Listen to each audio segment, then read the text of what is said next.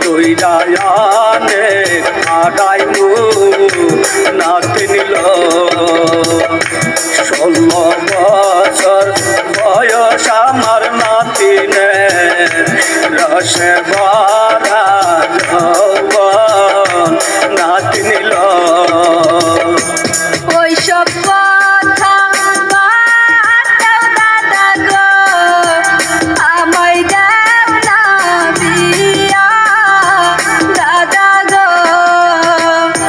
বিয়া যদি না দাও দাদা গো, ভাইগা যাবো আমি দাদা গো।